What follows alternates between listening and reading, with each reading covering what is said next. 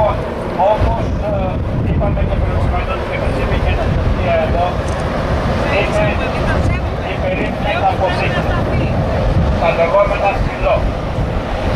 Αυτό το κεντρικό που βλέπουμε και που έχει το ρολόι είναι αυτό που μας ενημέρωσε η αστυνομία προηγουμένως, ότι πρόκειται να γίνει το Μουσείο Ενάντιον Αρχαιοτήτων της Αττικής.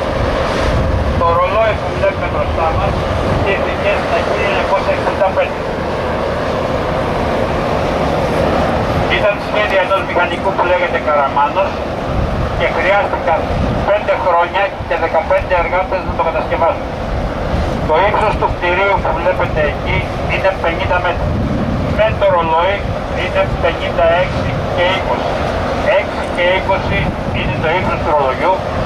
Το βάρος του είναι 5 τόνοι. Έχει κατασκευαστεί ειδικό σύστημα στήριξης έτσι ώστε να να αντέχει σε όλες τις καιρικές συνθήκες. Βροχές, αέριδες κλπ. Και 4 φορές την ημέρα, από ό,τι μου είπε η Αναστασία, παίζει το ρολόι αυτό τα παιδιά του Πειραιά, λειτουργεί δηλαδή ακόμα και σήμερα. Οι δείκτες του, οι οροδείκτες έχουν βάρος 30 κιλά ο καθένας, οι λεπτοδείκτες έχουν βάρος 40 κιλά.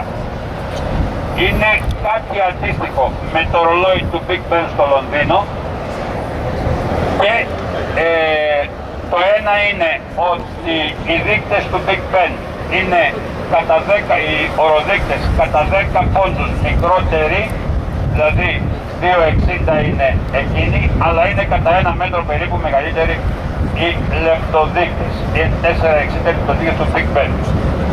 Έχει μία συγκρισιμότητα και βέβαια, επαναλαμβάνω, έχει μία ιστορικότητα με την έννοια ότι διακοσμεί μία από τις αποθήκες, τις σημαντικότερες αποθήκες που είχε εδώ η χώρα για να κάνει την αποθηκευτική της ανάπτυξη, το πρώτο εμπόριό της δηλαδή, όταν το εμπόριο εδώ μεταφέρθηκε μετά από τη Σύρο, γιατί το πρώτο λιμάνι που λειτουργήσε στο ελληνικό κράτος, που το μεγάλο λιμάνι ήταν τη Σύρου. Όταν τη Σύρου το λιμάνι άρχισε να ανατολεί και μεταφέρθηκε εδώ η πρωτεύουσα, άρχισε να παίρνει το βάρος της εμπορικής ανάπτυξης ο Πειραιάς και τα πρώτα κτίρια που βλέπετε είναι αυτά, όπως και οι δεξαμενές που θα δούμε από πίσω, οι οποίες από το Συμβούλιο των Μνημείων Νεότερης Ιστορίας έχουν χαρακτηριστεί μνημεία νεότερης ιστορίας και είναι τα μοναδικά μνημεία νεότερης ιστορίας τα οποία και σήμερα είναι σε λειτουργία. Αυτές οι δεξαμενές δηλαδή που θα πάμε και θα δούμε είναι και σήμερα σε λειτουργία. Επαναλαμβάνω ότι όλο αυτό το κομμάτι που βλέπουμε εδώ μαζί μέχρι επάνω την Αιτιόνια Πύλη ήταν το σχέδιο της πολιτιστικής ακτής, το οποίο δεν ξέρω πώς θα εξελιχθεί μετά από την εκποίηση που επιχειρείται να γίνει. Πριν φύγουμε να είναι νεότερα στα μνημεία αυτά, απλά έχουμε ζητήσει να ακούσουμε και το... Παιδιά του Πειραιά.